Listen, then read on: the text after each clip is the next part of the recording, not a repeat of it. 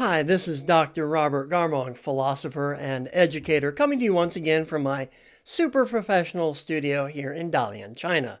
Today I'm coming to you with 7 bold predictions for China post-coronavirus. Now, SARS hit China very hard in 2003, and at that time there were huge changes throughout Chinese society. But by the time I got here in 2009, you could barely tell that anything had happened.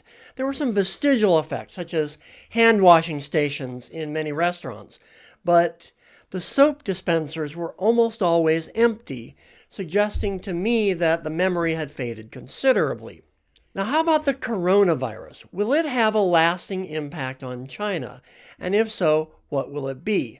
Today, I have 7 bold predictions for China after the coronavirus. Number 1, international tension and local pride. Now, China was extremely embarrassed by the initial failure to respond effectively to this virus, and rightly so. As I've argued elsewhere, see here, this isn't a random accident. It's not that it just happened to be an inept or corrupt bunch of leaders in Wuhan. It is a feature of the Chinese system that people are motivated to put on blinders, avoid transmitting negative news, suppress any information that would show them in a bad light, or the Chinese government in a bad light. Now, the Chinese net world was in the vanguard of harshly criticizing the Wuhan government and even to some extent the government in Beijing. Now, I think there will be a significant and lasting effect on trust in the Chinese government, especially in local officials. Now, as I've discussed elsewhere, China has a long tradition of people assuming the worst of their local officials, but the best of the emperor. If only the emperor knew. Common refrain in old China. Once they got off their back foot, the central government did act with fairly impressive speed and effectiveness, shutting down the entire country, including my little corner of it, mobilizing massive resources to fight the virus. Now, far be it from me to praise the Chinese government. It was their system that created the conditions for this virus to blow up in the first place. But the Chinese quarantine is starting to look like a model of effective governance when we look at the utter ineptitude of the American government by contrast. And that's going to be the impression that many or most people in China are left with.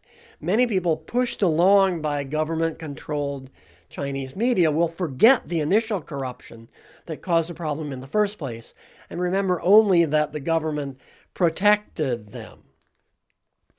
Now, Chinese are very critical people, so they won't entirely forget.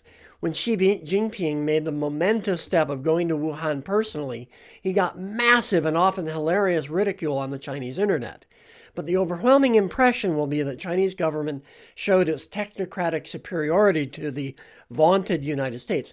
And everybody wants to beat the U.S., right? Just like everybody wanted to beat the New England Patriots or the New York Yankees when they were the dominant teams in their league. And in this case, will they be so far wrong? Furthermore, this virus has touched off racist behavior the whole world over. And this kind of thing catches attention in China. One person in Thailand hung a sign around his neck that said, "I'm not a leper, I'm Chinese." There was a video that went viral of a guy in New York spraying an Asian man with Febreze, which incidentally will do nothing to disinfect someone who actually has the virus.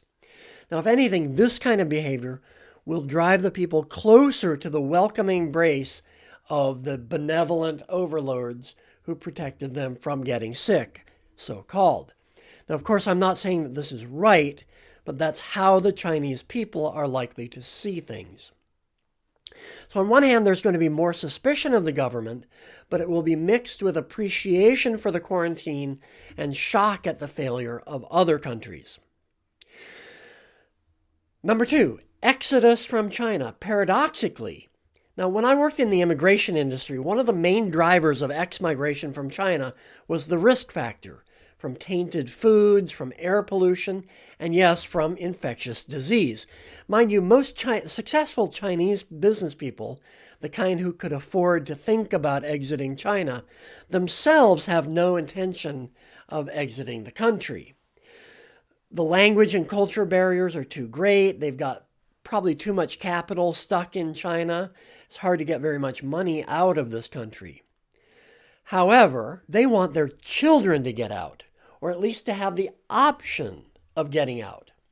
So I used to liken the U.S. green card to a certain card in the game Monopoly, which maybe you'd never use, but you always wanted to have one in your back pocket in case you needed to get out. I also expect a huge impetus toward capital flight.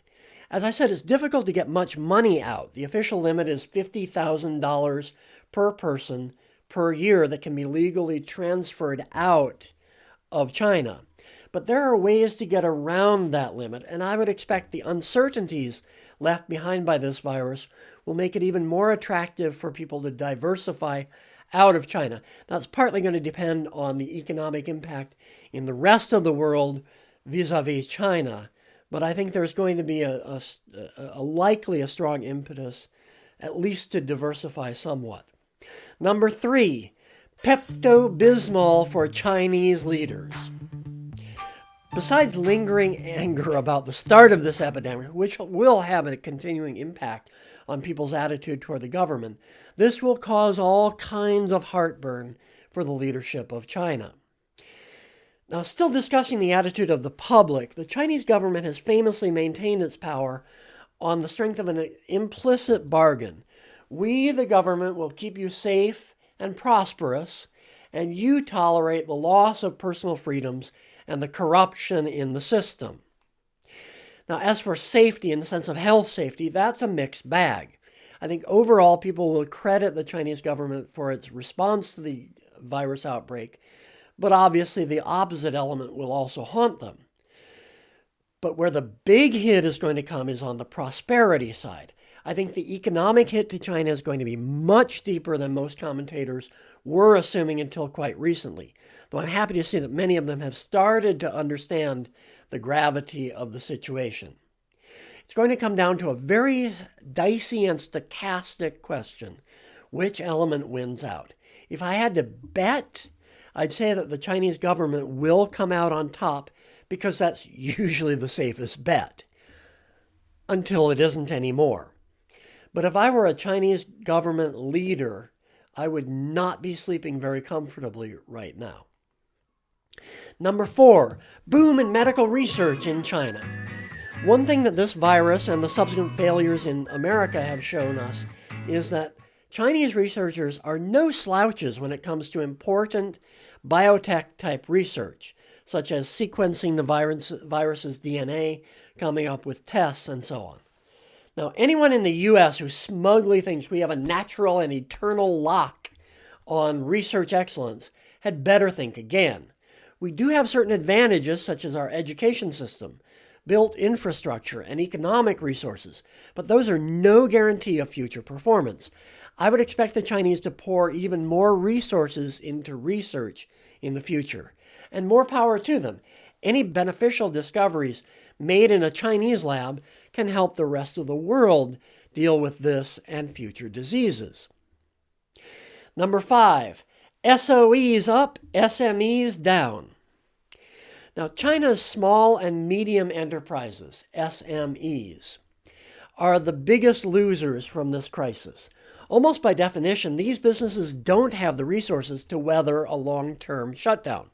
A survey found something like 30% of SMEs had less than 2 months' worth of cash on reserve, meaning that a shutdown lasting any longer than 2 months would very likely cause them to fail. 30%.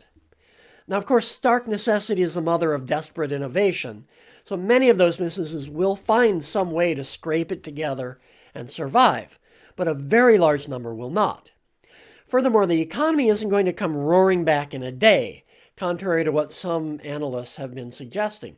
Sales have been down, even as shops have been allowed to open up, and customers have been slowly trickling back in. Some of those SMEs that managed to survive the worst of this crisis will still fail over the rest of the year. Now, many years ago, I heard an example from biology that stuck in my head. Winter, of course, is the killing season for animals in nature. Temperatures are killing, food sources have disappeared, water can be difficult to find.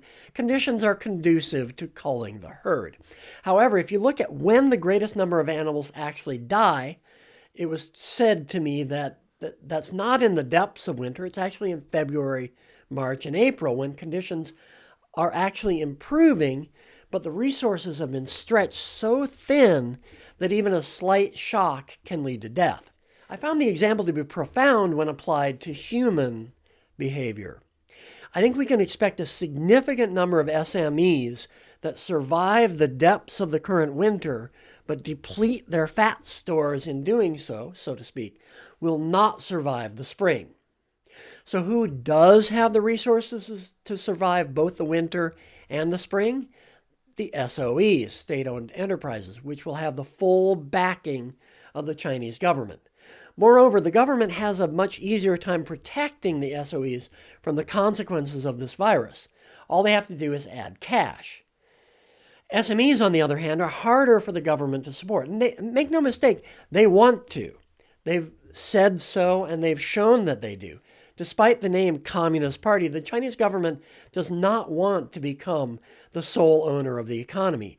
They like things the way they were, where the SOEs held the commanding heights of the economy, but the SMEs provided a relative degree of flexibility and an element of free market resiliency that the economy needed, all while, of course, themselves being heavily restricted by the government.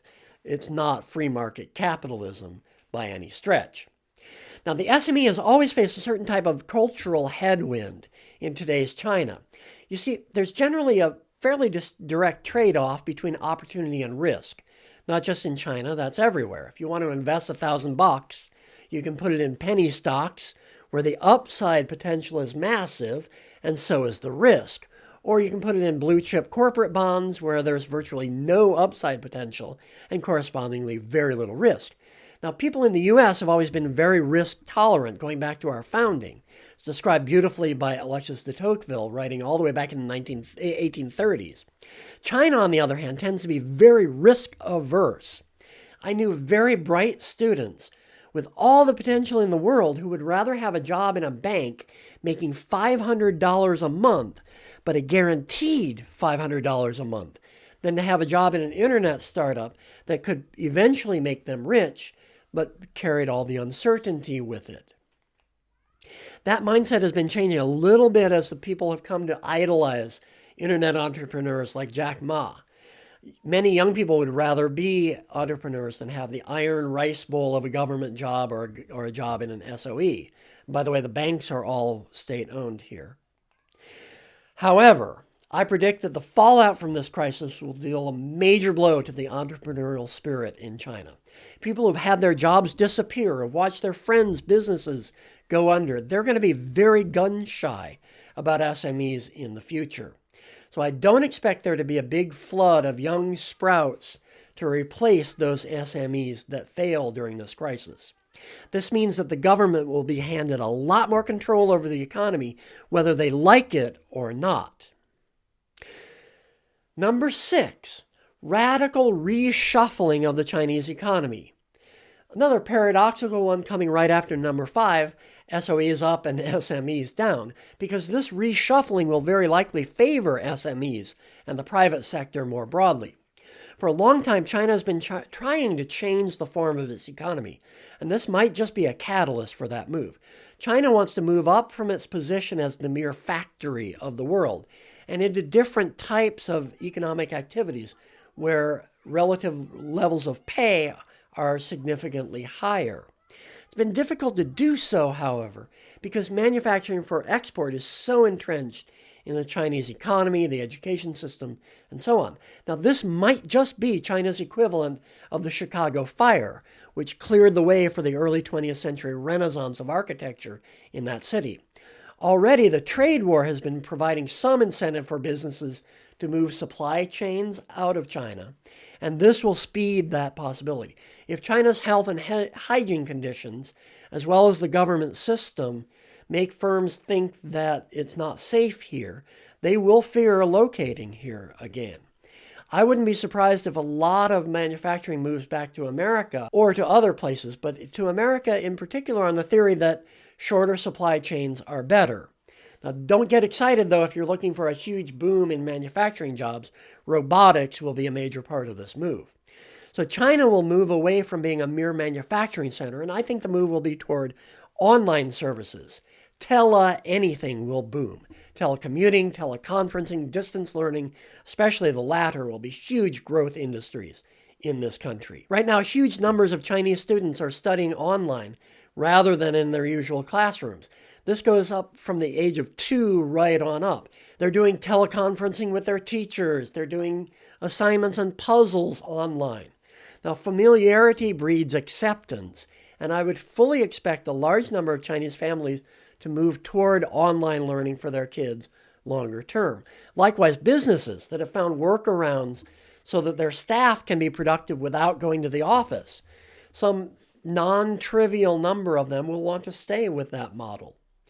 So I predict that the SME market, as well as the massive tech sector, will move swiftly into new and interesting online performance platforms. Number 7, jobs for foreigners. If you happen to be one of those foreigners living in China, jobs will be changing. Quantity of jobs available will be going down. The quality will be going up. As I mentioned, a lot of SMEs are failing, and that most emphatically includes schools. Huge part of the Chinese education market has been skating by on thin capitalization, subpar facilities, sketchy business practices. These schools will be wiped out, gone, kaput. Or if they manage to scratch out a survival strategy, it's going to be without pricey foreign teachers messing up their bottom line. Just in my immediate neighborhood, I know of 2 schools that have sent their foreign teachers packing. One school closed for good. The other decided it couldn't afford to keep paying for their foreign teachers, so they've downsized. So the demand curve is going to shift to the left, especially for schools on the margins. If you're an English teacher in China, you're going to find the number of available jobs will be significantly reduced, particularly if you are a low-credentialed teacher or someone with any black marks on your record, such as having been fired from a previous job or the like. On the other hand, there are going to be a lot of foreigners who are heading for the exits right now. People who've lived through this experience did not enjoy it even a little bit. Many of them will bail. I know some who have already, or will do so as soon as possible. So put this together with my point 2, the exodus from China, and you're going to find a continuing strong demand for highly qualified and professional teachers in China. Pay will be the same or even higher. Demand for the individual teacher will be higher, not lower, because competition among foreign teachers looking for jobs will be significantly reduced. It's simple economics. China will return to relatively normal, I think, by June or July. It will be safer than it was before, at least for the immediate future, as long as people's memory of the COVID virus persists. And jobs will be plentiful for those with the right credentials and the right background. So if you're someone who's been thinking about coming to China for a job in education, either teaching or consulting, don't be deterred. So those are my 7 bold predictions for China post-coronavirus. Once again, I'm Dr. Robert Garmong. Thank you for watching, and please don't forget to hit like and subscribe and to share this video with your friends and family.